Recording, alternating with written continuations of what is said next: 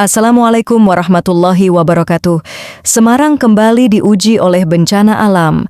Badai besar disertai hujan deras dan angin kencang menerjang sejumlah wilayah, menyebabkan banjir meluas dan melumpuhkan aktivitas warga. Sebelum kita lanjut, jangan lupa untuk like, komen, dan subscribe agar Anda tidak ketinggalan informasi terbaru seputar peristiwa penting di Indonesia.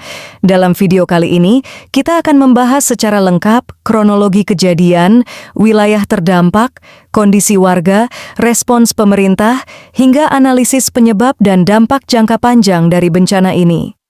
Badai mulai terasa sejak sore hari ketika langit di wilayah Semarang mendadak gelap.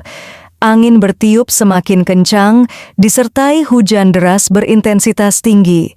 Beberapa wilayah mulai mengalami genangan dalam waktu singkat. Saluran drainase tak mampu menampung debit air yang terus meningkat.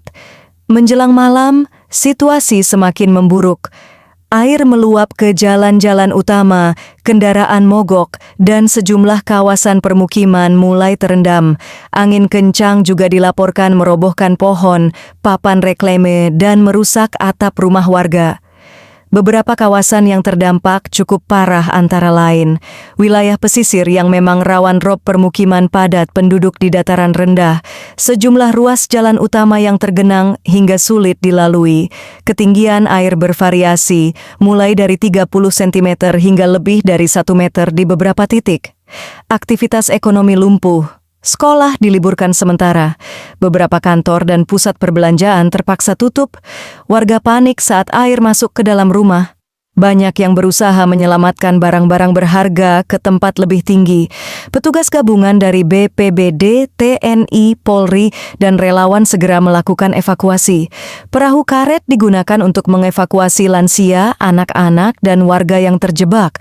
Beberapa posko pengungsian didirikan di tempat aman seperti balai kelurahan dan gedung sekolah. Kebutuhan mendesak saat ini meliputi makanan siap saji, air bersih, selimut, dan pakaian. Obat-obatan banjir tidak hanya merendam rumah warga, tetapi juga merusak infrastruktur. Jalan berlubang dan tergerus arus jembatan mengalami kerusakan ringan, hingga sedang listrik padam di beberapa titik demi keamanan jaringan komunikasi sempat terganggu.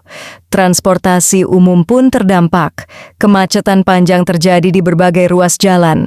Beberapa faktor yang diduga menjadi penyebab utama: curah hujan ekstrim dalam waktu singkat, sistem drainase yang tidak optimal, alih fungsi lahan yang mengurangi daerah resapan air, kawasan pesisir yang rentan terhadap limpasan air laut dan rob. Kombinasi faktor cuaca dan kondisi geografis membuat wilayah ini rentan terhadap banjir besar. Pemerintah daerah bergerak cepat, mengirim bantuan logistik, menyediakan dapur umum, menurunkan alat berat untuk membersihkan material, melakukan pendataan kerusakan. Selain itu, dilakukan normalisasi saluran air dan pompanisasi di beberapa titik genangan.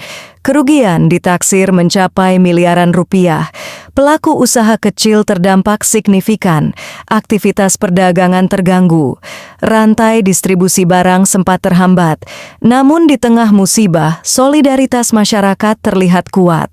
Banyak relawan turun membantu tanpa pamrih.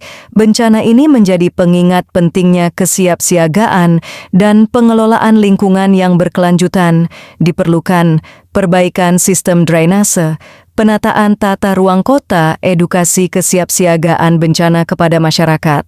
Semoga kondisi segera pulih dan warga terdampak diberi kekuatan serta ketabahan. Terima kasih sudah menonton sampai akhir. Jangan lupa like, komen, dan subscribe untuk terus mendapatkan informasi terbaru dan terpercaya. Wassalamualaikum warahmatullahi wabarakatuh.